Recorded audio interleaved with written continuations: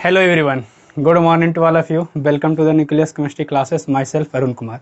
पिछले लेक्चर में हम लोगों ने डिस्कस किया था, है ना, मोलिकुलर मास पे कुछ क्वेश्चंस को। तो आज हम लेक्चर में डिस्कस करने जा रहे हैं बेसिक प्रिंसिपल्स हैं, क्लास 9th में ये आता है, लॉ ऑफ कंजर्वेशन ऑफ मास, जो कि क्लास 9th में आप देखे ही होंगे। ऐसे ही कुछ और भी लॉ हैं जो 11th में, कोई भी मैटर जो होता है वो दूसरे मैटर से कैसे कंबाइन करता है ना, इसी को बोलते हैं अपन लॉ ऑफ केमिकल कॉम्बिनेशंस। तो लॉ ऑफ केमिकल कॉम्बिनेशंस के कई सारे यहाँ पे पार्ट हैं, वही हमें यहाँ पे देखना है। तो अगर बात थोड़ी सी समझी जाए तो लॉ ऑफ कंजर्वेशन ऑफ मास आपने सुन ही रखा होगा कि मास can neither be created nor be destroy, है ना, या फिर सीधे बोलो कि matter can neither be created nor be destroy during a course of reaction. हालांकि ये स्टेटमेंट पूरी तरीके से सही नहीं है, क्योंकि जितने भी रेडियो एक्टिव प्रोसेस या न्यूक्लियर रिएक्शंस की बात करें, है ना, तो उनमें क्या होता है कि वायोलेशंस होता है इस लॉ का, क्योंकि कुछ मास जो होता है वो एनर्जी का फॉर्म ले लेता है। तो अगर बात को थोड़ा सा हम डीप ले जाएं तो हमें ये समझ में आता है कि ये जो चीज़ें हमारे डिस्कस करने जा रहे हैं, basically law of conservation of mass, है ना, या फिर लॉ ऑफ मल्टीपल प्रोपोर्शन, या फिर उसी को बोलेंगे लॉ ऑफ डेफिनिट प्रोपोर्शन, है ना। तो कुछ चीज़ें हमें जो आज डिस्कस करनी है वो हमें पहले से पता है, तो बहुत आसान है। आज के लेक्चर्स में थ्रू आउट द लेक्चर कुछ चीज़ें मैं ऐसी चीज़ें डिस्कस करूँगा, है ना, जिससे डायरेक्ट सवाल आने के चांसेस नहीं होते, बट होता क्या है कि अपन लास्ट में दो ऐसे थ्योरी भी डिस्कस करने वाले हैं जहाँ से क्वेश्चंस बनते हैं, है ना। तो आओ देखते हैं किस तरीके से ये चीज़ें। तो हमारा टॉपिक है आज का लॉ ऑफ केमिकल कॉम्बिनेशंस, है ना।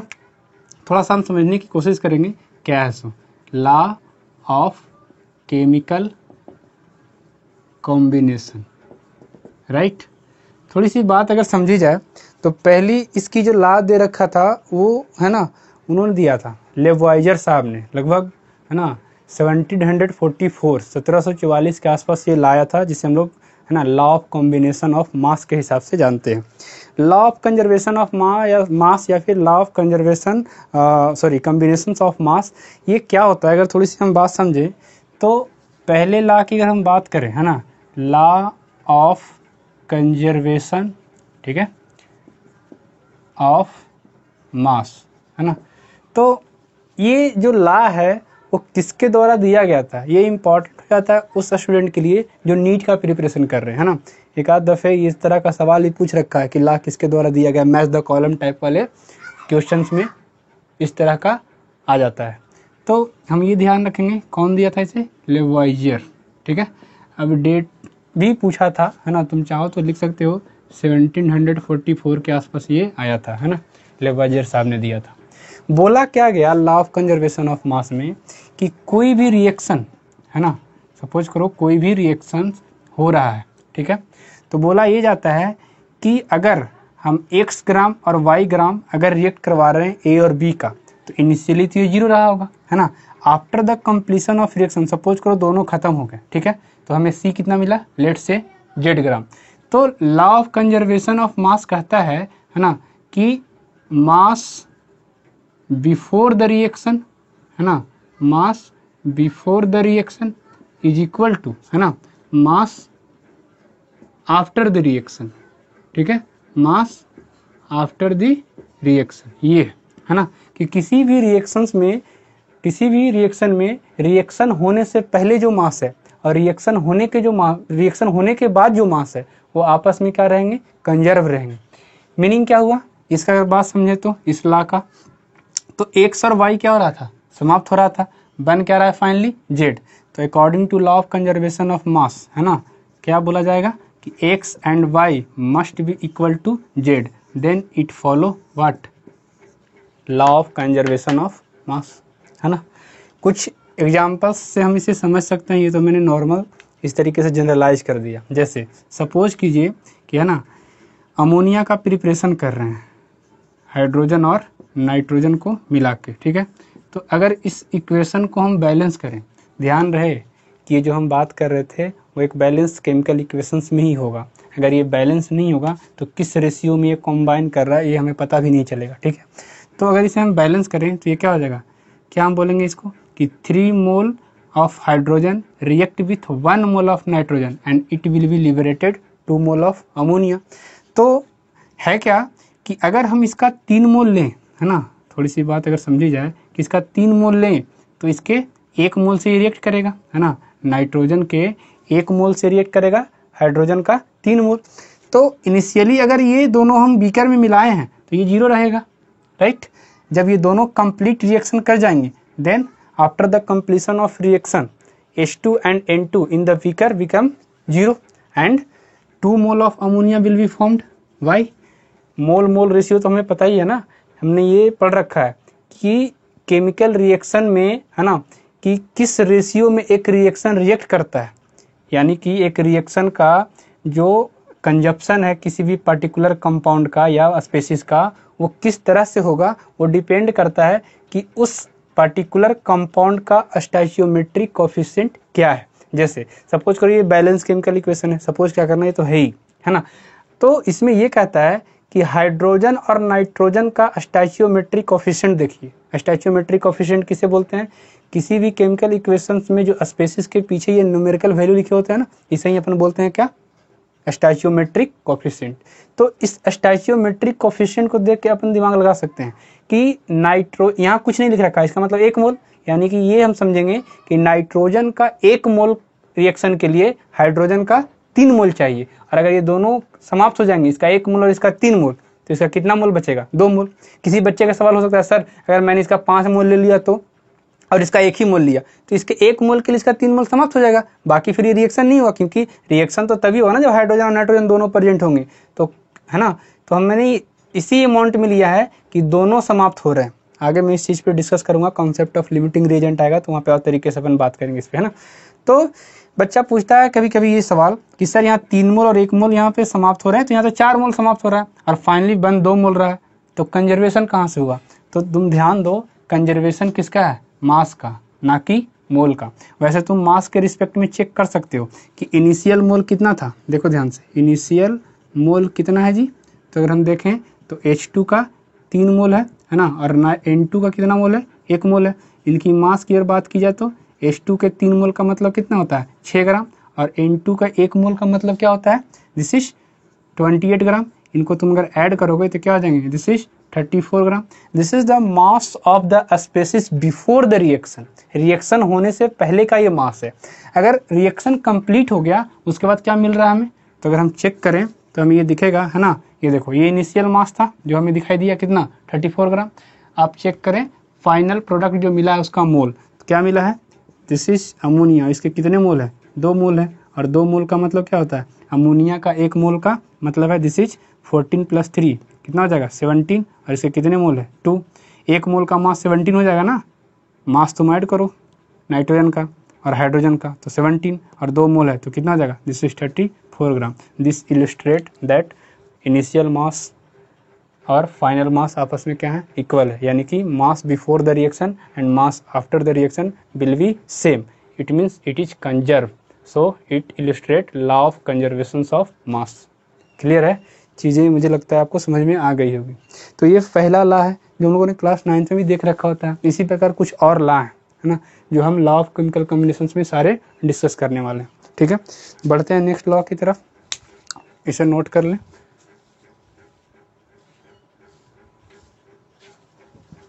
आ जाओ, दूसरा जो लॉ है हमें जो देखना है, हाँ, उसे बोलते हैं लॉ ऑफ डिफिनिट प्रोपोर्शन या फिर कांस्टेंट प्रोपोर्शन, है ना। थोड़ा समझने की कोशिश करेंगे। क्या है जी? लॉ ऑफ डिफिनिट प्रोपोर्शन, या फिर क्या बोलते हैं इसे? कांस्टेंट प्रोपोर्शन, है ना। आप इसे ऐसे लिख लें, डिफिनिट या कांस्टेंट, है ना, प्रोपोर्शन, राइट। ओके, इसमें क्या कहा जाता है, जरा सुना ध्यान से, है ना। इसमें क्या बात कही जाती है? जैसे वाटर अगर हम लेते हैं, है ना, तो वाटर का अगर हम एलिमेंट की चर्चा करें तो वाटर का इर्रिस्पेक्टिव सोर्स ऑफ ऑरिजिन कुछ भी हो, चाहे वो टैप वाटर हो, चाहे वो सी वाटर हो, चाहे वो ग्राउंड वाटर हो, सोर्स ऑफ ऑरिजिन से इंडिपेंडेंट होता है। इस लॉ में जो हम किसी भी, है ना, मॉलिक्यूल में एलिमेंट की चर्चा करेंगे तो वो सोर्स ऑफ ऑरिजिन से क्या होता है? इंडिपेंडेंट होता है। जैसे अगर वाटर की हम बात करें with respect to their masses. तो हाइड्रोजन का यहाँ कितना ग्राम है जी, 2 ग्राम है ना, और ऑक्सीजन का कितना ग्राम है, 16 ग्राम। तो इनका सिंपलेस्ट रेशियो की अगर बात समझी जाए तो ये क्या हो जाएगा, दिस इज 1:8। यानी कि हमें क्या समझ में आया कि वाटर है ना, वाटर कहीं से भी तुम है ना कलेक्ट करो, उसमें वाटर में हाइड्रोजन और ऑक्सीजन का जो कंबाइनिंग रेशियो होगा वो ऑलवेज फिक्स्ड होगा, और वो कितना होगा, 1:8 होगा। जैसे अगर वाटर टैप वाटर हो, सी वाटर हो है ना, या फिर रेन वाटर हो, मतलब कहने का है कि इन ए कंपाउंड है ना, in a compound elements having fixed their ratio of masses irrespective of their source of origin. हम क्या बात कर सकते हैं कि इन ए कंपाउंड है ना, इन ए कंपाउंड है ना, percentage by weight of elements remains constant है ना, इर्रिस्पेक्टिव का मतलब है कि कहीं से भी आप वाटर को उठा लो है ना, irrespective of there what source of origin. ये ऑरिजिन पे डिपेंड नहीं करता है ना। अगर वाटर का हम अगर बात थोड़ी सी समझें कि अगर वाटर हम कहीं से भी लें तो वाटर में हाइड्रोजन और ऑक्सीजन का जो रेशियो होगा वो क्या होगा, ऑलवेज 1:8 का होगा। इसका मीनिंग क्या होता है कि अगर वाटर सपोज करो एक बीकर है ना, जिसमें H2O का सपोज कीजिए मैंने 9 लीटर ले रखा है, तो रेशियो क्या होगा, 1:8 का। यानी अगर वाटर 9 लीटर है तो उसमें 1 लीटर क्या होगा, हाइड्रोजन है ना, और 8 लीटर क्या होगा, ऑक्सीजन। तो इस तरीके से हम इस चीज़ को समझ सकते हैं कि यहाँ पे है ना हाइड्रोजन कितना होगा जी, 1 लीटर, ठीक है, और ऑक्सीजन कितना होगा, तो ये कितना हो जाएगा अपना, दिस इज 8 लीटर।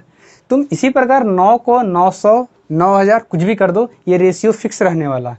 तो ये क्या इलिस्ट्रेट करता है, लॉ ऑफ डेफिनिट या फिर कांस्टेंट प्रोपोर्शन, कि अपन किसी भी एलिमेंट को है ना कहीं से मतलब एक कंपाउंड को कैसे भी बनाएं irrespective of source of origin. जैसे मान लो कि अमोनिया का प्रिपरेशन कर रहे हैं, तो अगर अमोनिया की बात समझी जाए तो अमोनिया में आप देखो ध्यान से है ना, ये अमोनिया है, तो अमोनिया का मास कितना होता है, जैसे 14, और हाइड्रोजन कितना है 3। तो ये जो रेशियो होगा ये ऑलवेज फिक्स होगा। अगर हाइड्रोजन और नाइट्रोजन की बात की जाए तो ये रेशियो हमेशा कितना होगा, 3:14 का। अब अमोनिया का प्रिपरेशन तुम कहीं से भी करो, हैबर्स प्रोसेस से करो है ना, या किसी और लेबोरेटरिकल मेथड से करो, या किसी भी है ना, किसी भी तरीके से आप करो, ये रेशियो फिक्स होने वाला है। तो बस यही इलिस्ट्रेट करता है क्या, लॉ ऑफ केमिकल कॉम्बिनेशंस, या फिर लॉ ऑफ क्या बोलते हैं इसे, सर ये तो लॉ ऑफ केमिकल कॉम्बिनेशन सब पार्ट हो गया, लॉ ऑफ डेफिनिट या कांस्टेंट प्रोपोर्शन। तो इसमें कुछ ऐसा नहीं है कि डायरेक्ट इसे सवाल आते हैं है ना, ये बोर्ड लेवल पे कभी कभी इस तरीके से पूछ जाता है कि इलिस्ट्रेट दिस लॉ है ना, डिफाइंड दिस लॉ, बस इस तरह से इंपॉर्टेंट हो सकता है। बट इन पे डायरेक्ट है ना कॉम्पिटिशन्स पे सवाल आने के चांसेस, या फिर वैसे कुछ क्वेश्चंस बनते ही नहीं है, या फिर कई दफ़े बनता भी है तो उनका उतना इंपॉर्टेंस नहीं रह जाता है। ओके, तो हम बढ़ते हैं अपने नेक्स्ट लॉ की तरफ। इसी सीक्वेंस में अपन लास्ट में 2 ऐसे लॉ पढ़ेंगे जिसपे क्वेश्चन बनने के चांसेस बढ़ जाते हैं, तो हम साथ ही साथ इन लॉ को भी देख लेते हैं। आ जाओ, थर्ड जो लॉ है ना, अच्छा एक काम ये कर सकते हैं कि जो लॉ ऑफ डेफिनिट प्रोपोर्शन और ये जो हमने देखा है ना, इसको तुम लिख सकते हो कि इसको दिया था किसने, प्रोस्ट ने, PROUST है ना, ये साइंटिस्ट थे, और ये लगभग ये जो लॉ आया था वो तकरीबन 1799 है ना, यानी 1800 से जस्ट पहले आया था। ठीक है, तो इसे रिमाइंड कर सकते हो थोड़ा सा। एक जो लॉ हमें देखना है ना, वो है लॉ ऑफ मल्टीपल प्रोपोर्शन। ठीक है, लॉ ऑफ मल्टीपल है ना प्रोपोर्शन, ये क्या कहता है जरा सुनना ध्यान से। ठीक है, ये कहता है कि when 2 element combined with each other है ना, when 2 element combined with each other. ठीक है, तो जब 2 एलिमेंट आपस में कंबाइंड करते हैं तो वो 2 या 2 से अधिक कंपाउंड बनाते हैं है ना, और उसमें एक एलिमेंट जो होता है वो दूसरे एलिमेंट के सेम मास के साथ क्या करता है, रिएक्ट करता है, और जो एलिमेंट रिएक्ट कर रहा था वो सिंपल रेशियो बियर करता है, और ये क्या कहलाता है, लॉ ऑफ मल्टीपल प्रोपोर्शन। जो मैंने कुछ बोला वो तो दिमाग से उड़ गया होगा, आओ इन चीज़ों को देख लेते हैं। क्या बोला जाता है कि वेन है ना, स्टेटमेंट लिखते चलो, when 2 elements combined with each other to formed two or more than two compound, है ना. When two elements combined with each other to form two or more than two compound, in which one element combined with what?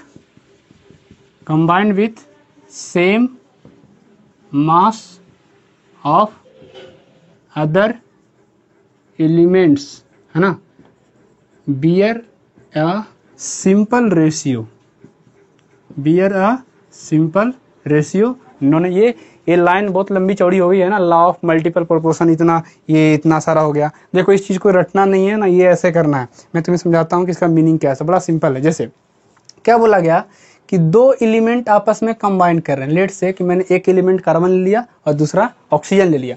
इन दोनों को अगर आपस में हम combine करेंगे तो क्या बोला है कि दो भी कंपाउंड बन सकते हैं या दो से अधिक भी बन सकता है. लेट से यहाँ पे हमने जो लिया है वो क्या लिया है, दिस CO एंड CO2.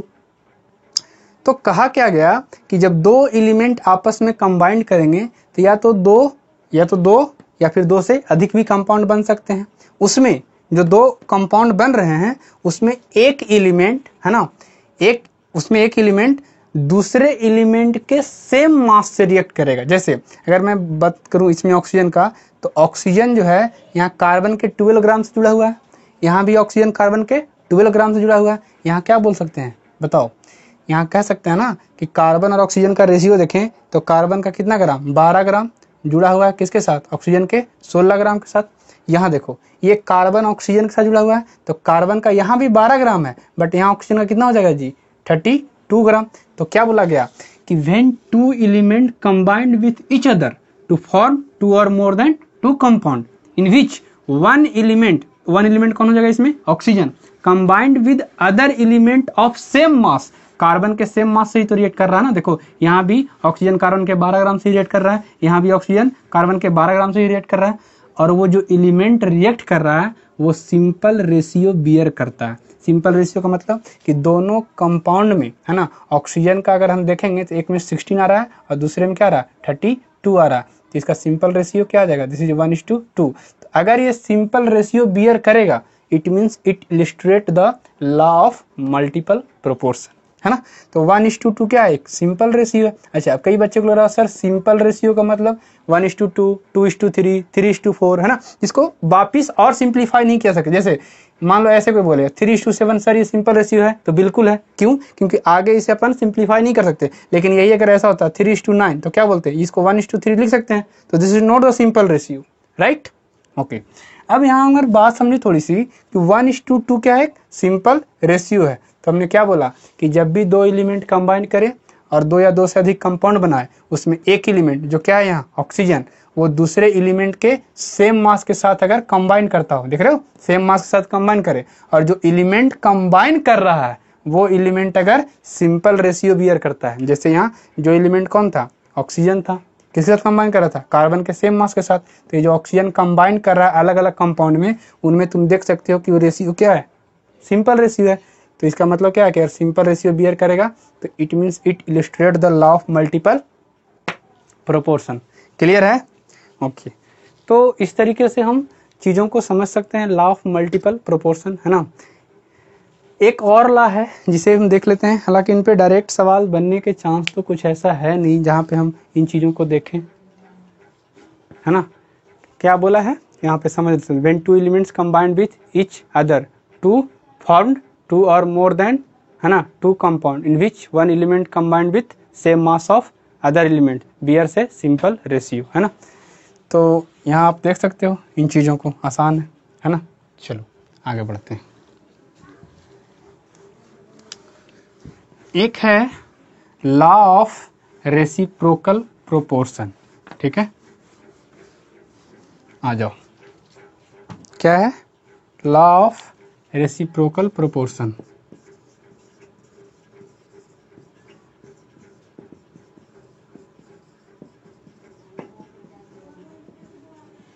समझना यहाँ पे क्या बोला है सो।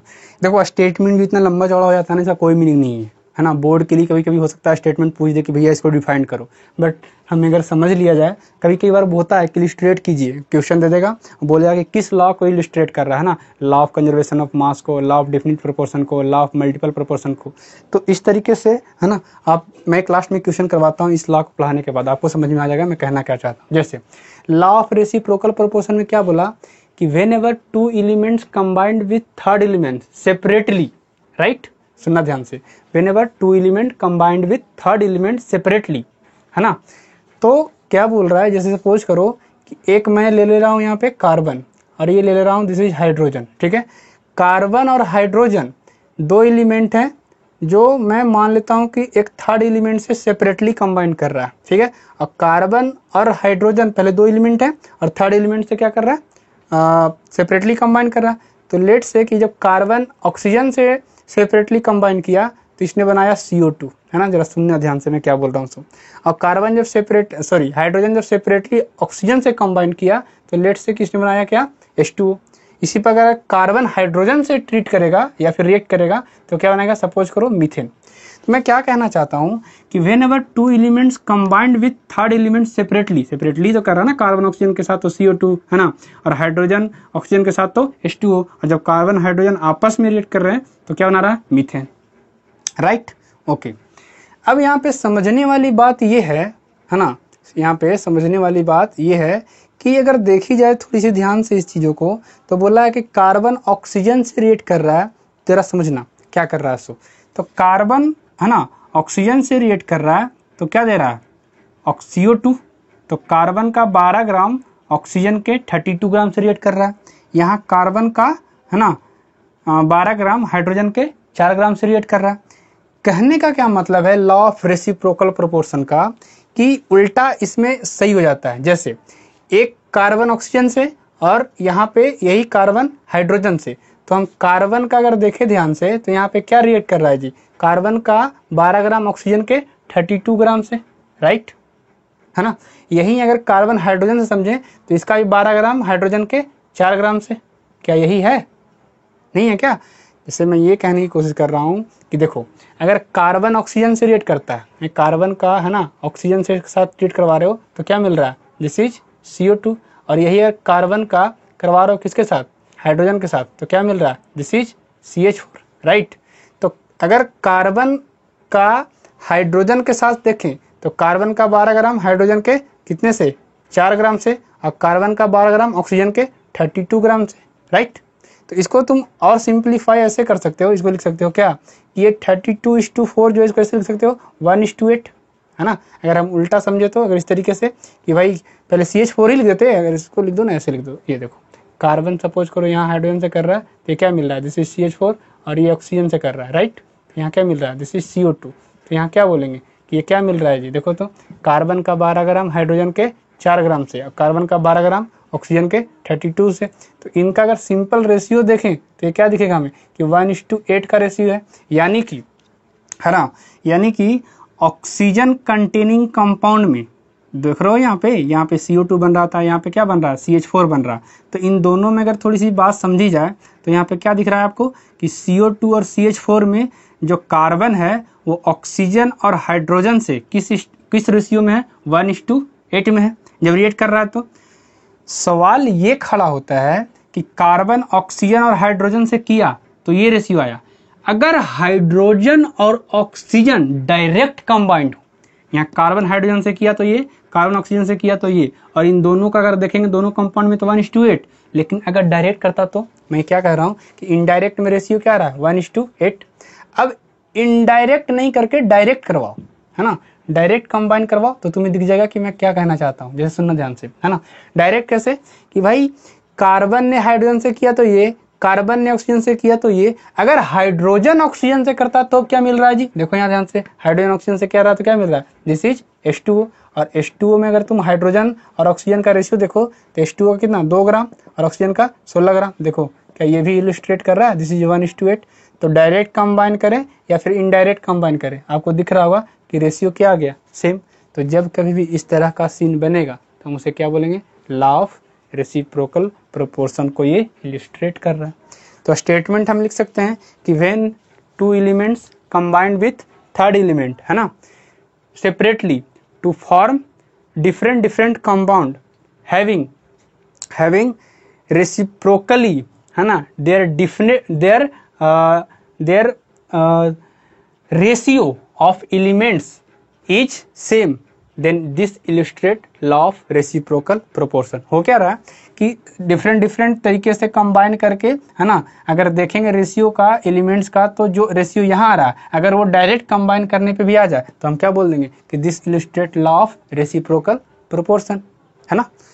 तो अब तुम सोच रहे हो सर इनका फायदा क्या होगा, डायरेक्ट क्वेश्चन ही नहीं आते तो, या फिर किस तरह से हम इसे यूज करें या किस तरह से समझें। तो कई बार सवाल ऐसा भी देखने को मिलता है कि क्वेश्चन दे देगा और पूछेगा कि illustrated law of conservation of mass, law of multiple proportion, law of definite proportion, है ना, लॉ ऑफ रेसिप्रोकल प्रोपोर्शन, इस 4 तरह का ऑप्शन दे देगा और आपको वहाँ पे देखना पड़ेगा। जैसे मैं क्वेश्चन करवाता हूँ, है ना, जरा सुनना ध्यान से, दिख जाएगा आपको। आओ थोड़ी सी बातें कर लेते हैं, राइट।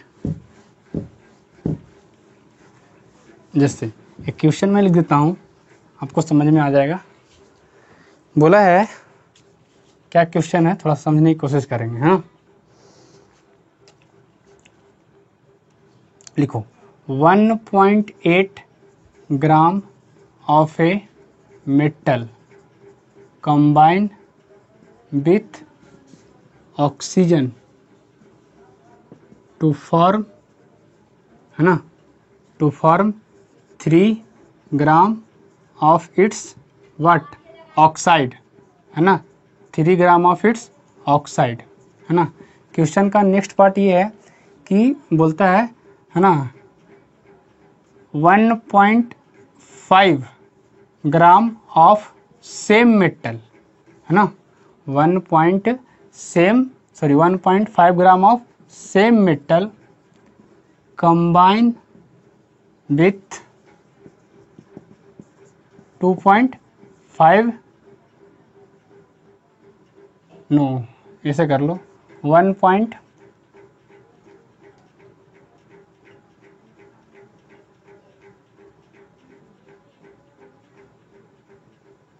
ये कर लो 1.5 gram of same metal combined with oxygen, है ना, combined with oxygen to form, है ना,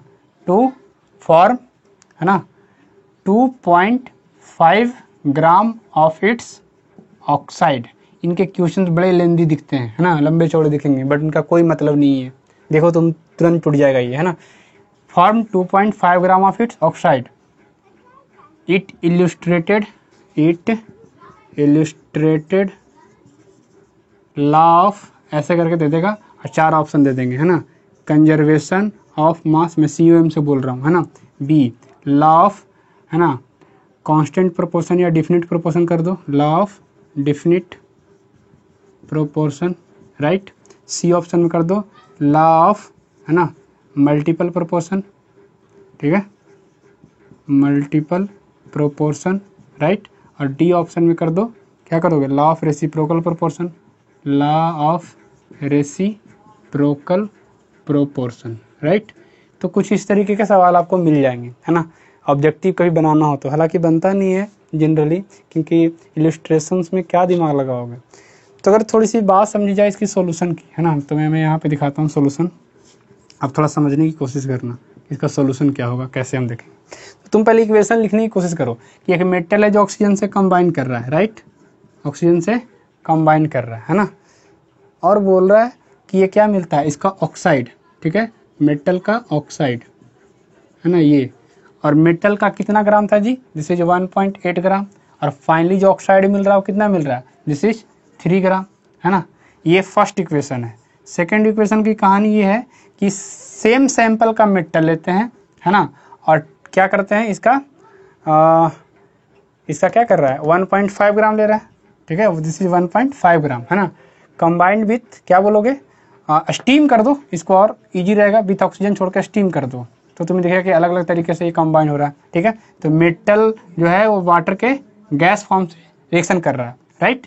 तो यहाँ किसी भी मेटल का तुम हाइड्रोलिसिस करवाओगे तो उसका, है ना, रिएक्शंस होगा, और क्या दे देगा तुम्हें, मेटल का हाइड्रोक्साइड, ठीक है, मेटल का क्या मिल जाएगा यहाँ से, हाइड्रोक्साइड, है ना। तो अगर थोड़ी सी बात समझी जाए कि यहाँ पर जो मिला आपको, है ना, यहाँ पे मेटल का क्या दे रखा है, combined with steam to form इतना ग्राम ऑफ ऑक्साइड। तो मान लो ना कि इसका ऑक्साइड मिला, लेट से दिस इज मेटल ऑक्साइड, है ना, ये मेटल ऑक्साइड कितना ग्राम दे रहा है, दिस इज 2.5 ग्राम। क्या इलिस्ट्रेट करेगा इन चारों में से, तुम थोड़ा समझो, है ना। कंजर्वेशन ऑफ मास का तो इसमें फंडा ही नहीं रहेगा। कंजर्वेशन ऑफ मास में क्या होता था कि अगर तुम देखो ध्यान से तो यहाँ कोई लॉजिक ही नहीं है कंजर्वेशन ऑफ मास का, क्योंकि उसमें क्या होता है, इनिशियल मास और फाइनल मास बराबर करते हैं, ये दोनों इक्वेशन ही अलग अलग है। तो क्या तुम करोगे, तो तुम थोड़ा समझो कि यार इस रिएक्शन के दरमियान, है ना, दो आपस में कॉम्बिनेशन कर रहा है। तो दो कॉम्बिनेशन वाले कौन थे, मल्टीपल प्रोपोर्शन और डेफिनिट प्रोपोर्शन, वही था ना। इन दोनों पे चर्चा किया जा सकता है। तो अगर इस केस में समझें इक्वेशन 1 में, तो मेटल का वेट कितना है, 1.8 ग्राम। ऑक्सीजन कितना इसमें रिएक्ट कर रहा है, टोटल 3 ग्राम मिल रहा था, और मेटल इसमें 1.8 है। तो तुम्हें दिख रहा होगा कि ना 1.2 ग्राम क्या है इसमें इन्वॉल्व हो रहा है, ऑक्सीजन। तो अगर मेटल और ऑक्सीजन का रेशियो हम लेकर देखें तो यहाँ तुम्हें क्या दिखेगा, दिस इज 1.8 बाई 1.2। तो इसको कट करोगे तो क्या आ जाएगा, दिस इज 3/2। रेशियो दिख रहा है 3/2। इसी प्रकार अगर इस वाले पोर्शन में आए तो तुम्हें देखो मेटल दिख रहा है, क्या ये मेटल कितना है, मेटल ऑक्साइड दिख रहा है 2.5 और मेटल दिख रहा है 1.5 ग्राम। तो ऑक्सीजन की अगर बात करें तो क्या करोगे, सोच के देखो, है ना। यहाँ से जो ऑक्साइड मिला है वो इसी का ऑक्सीजन रहा होगा ना, जो भी रिएक्शन स्टीम से हुई है तो ऑक्सीजन तो यहीं से लिया होगा। तो क्या हम ऑक्सीजन निकाल सकते हैं क्या, कि इसमें ऑक्सीजन कितना रहा होगा सो, या कितना कंबसन हो रहा है सो, मतलब ये हाइड्रोलिसिस में कितना ऑक्सीजन यूज हो रहा है सो। तो 2.5 में से अगर 1.5 हम घटाते हैं तो क्या आएगा बताओ, ये आ जाएगा 1 आ जाएगा ये, है ना। 2.5 में से 1.5 घटाएंगे तो इसका रेशियो ले लो, दिस इज m/o करोगे तो m कितना है, दिस इज 1.5 और ये o, तो ये कितना आ जाएगा, पॉइंट हटाओगे तो this is 15/10, this is nothing but 3/2। देखो ये दोनों सेम हो गए, 3/2 और 3/2। तो ये क्या इलिस्ट्रेट कर रहा है बताओ, whenever two compound react with each other to form 2 or more than 2 compound having one element react with other element bears a simple ratio। यहाँ सिंपल रेशियो तो करेगा ना, 3:3:1 सेम हो गया ना ये। तो क्या बोलेगा यहाँ से, लॉ ऑफ डिफिनिट या मल्टीपल। सोचकर देखो, डिफिनिट में क्या करते थे कि फिक्स होती थी चीजें, और मल्टीपल में क्या करते थे, कंजर्वेशन ऑफ मास, है ना, लॉ ऑफ डिफिनिट प्रोपोर्शन और लॉ ऑफ मल्टीपल प्रोपोर्शन। तो ये क्या हो जाएगा, लॉ ऑफ डिफिनिट प्रोपोर्शन। आ रही बात समझ में, ओके। तो इस तरीके से हम इनमें बात कर सकते हैं, राइट। आगे आ जाओ, ये समझ में आ गया। ये था लॉ ऑफ कंजर्वेशन ऑफ मास, जहाँ से डायरेक्ट आने के सवाल के चांसेस बहुत कम होते हैं, या फिर इन पे सवाल बनता ही नहीं है। लोग इसे पढ़ा तो देता है बट हाँ सिलेबस का हिस्सा है तो हमें देखना पड़ता है। अब हम उन चीज़ों पर डिस्कशन करते हैं थोड़ी सी, जहाँ से सवाल आने के चांसेस काफ़ी ज़्यादा होते हैं और वो हमारे थ्रू आउट द सिलेबस काफ़ी इम्पोर्टेंट भी है ना। वो क्या है, तो पहला है गेलुसाक लॉ ऑफ कंबाइनिंग वॉल्यूम। समझना थोड़ा सा, है ना, एक लॉ। अब ये लॉ ऑफ केमिकल कॉम्बिनेशन नहीं कर सकते हो तुम इसे, ठीक है। तो इस हेडिंग को हम मिटा देते हैं। अब इसे तुम लॉ ऑफ केमिकल कॉम्बिनेशन नहीं कहोगे। देखो ये जो लास्ट का 2 लॉ हम पढ़ने जा रहे हैं ये काफ़ी इंपॉर्टेंट है। लॉ ऑफ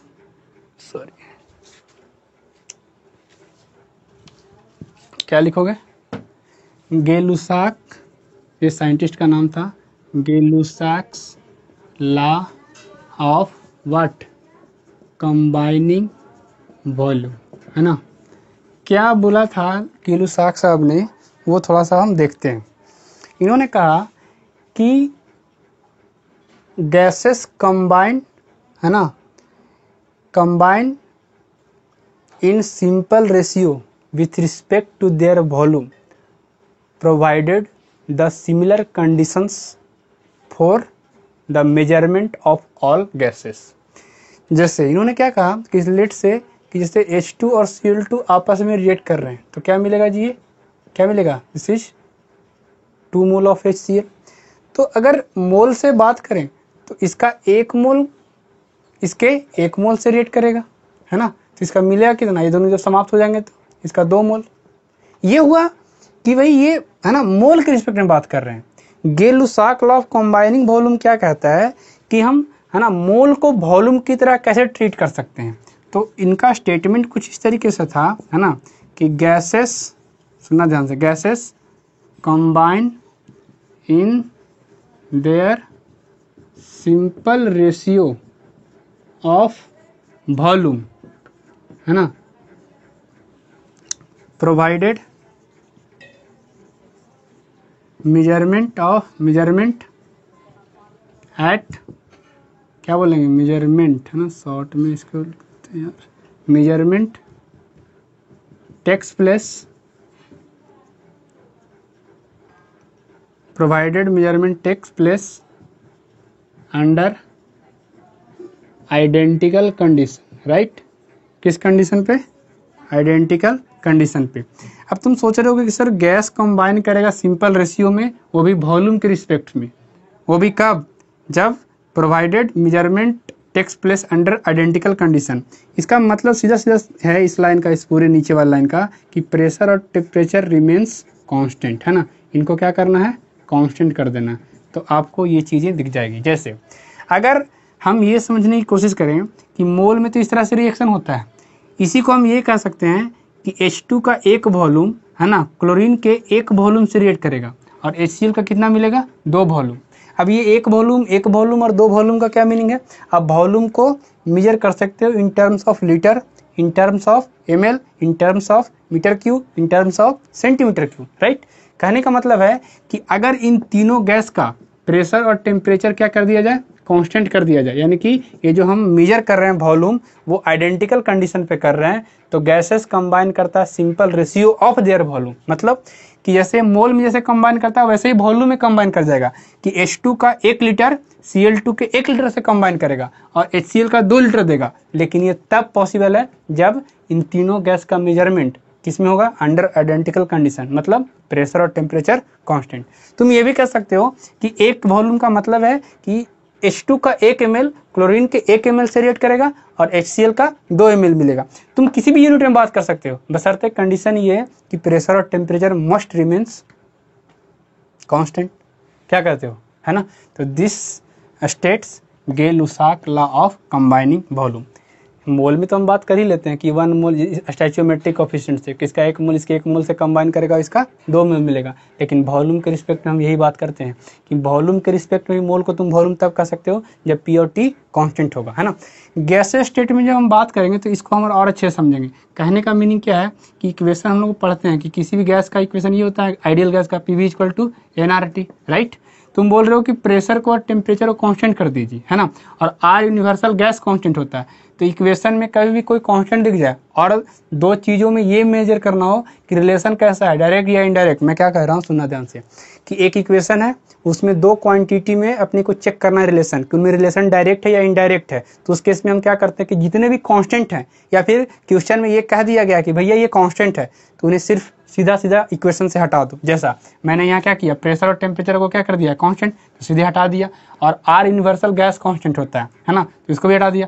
अब यहाँ क्या दिख रहा है, V = N, तो कभी भी अगर इक्वल दिख जाए तो हम डायरेक्ट बोलते हैं कि volume is directly proportional to mole. अगर यही उल्टा आता, ऐसे कुछ आता, V = 1/N, तो हम रिलेशन बोलते हैं V is inversely proportional to 1/N, है ना। बट ये हमारे पास अभी ये नहीं है, वही है। तो मैं सिर्फ सिचुएशन समझा रहा था कि ये आया कहाँ से, कैसे ये डिफाइंड होता है कि मोल को अपन वॉल्यूम कब लिखते हैं, है ना। तो ये तभी होगा जब P और T क्या हो जाएगा, कांस्टेंट हो जाएगा for a given amount of gas, sorry for a given amount of gas. क्यों, सिर्फ P और T कांस्टेंट करो ना, वॉल्यूम और N में ही तो रिलेशन निकालना है ना। तो कुछ इस तरीके से हम बात करते हैं गे-लुसाक लॉ ऑफ कंबाइनिंग वॉल्यूम का, है ना। ये एक और लॉ है जिसे आज हम डिस्कस कर लेते हैं यहीं पे, एवोगाड्रो हाइपोथेसिस। ये इस चीज़ पे और इम्पॉर्टेंट सवाल बन सकते हैं इन दोनों को यूज करके, किस तरीके से उससे थोड़ा सा हम समझ लेते हैं, है ना।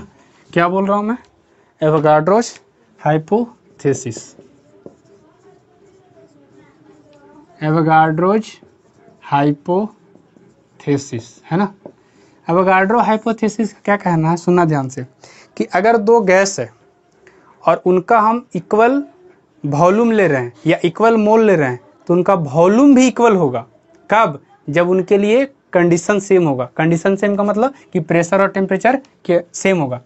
क्या बोलता है कि two gases having same number of mole will occupy, है ना, same volume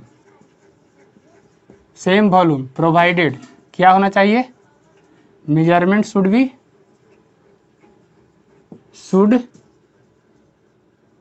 B under identical condition, है ना। मतलब कि फिर से वही कहानी, पी और टी कांस्टेंट, है ना, पी और टी कांस्टेंट।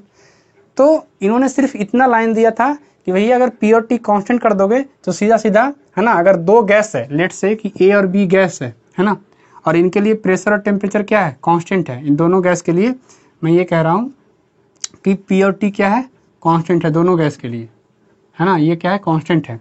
तो अगर इसका हम मान लो कि मोल सेम ले रहे हैं, राइट, अगर मान लो कि इसका एन मोल ले रहे हैं, है ना, और इसका भी एन मोल ले रहे हैं, तो इसका जो वॉल्यूम भी होगा ना, एन मोल में जो इसका वॉल्यूम आएगा, मान लो कि हम ए गैस का एन मोल लिए और बी गैस का भी एन मोल लिए और प्रेशर और टेम्परेचर दोनों के लिए आइडेंटिकल है, तो मान लो जितना इसका वॉल्यूम आएगा उतना ही वॉल्यूम इसका भी होगा, है ना।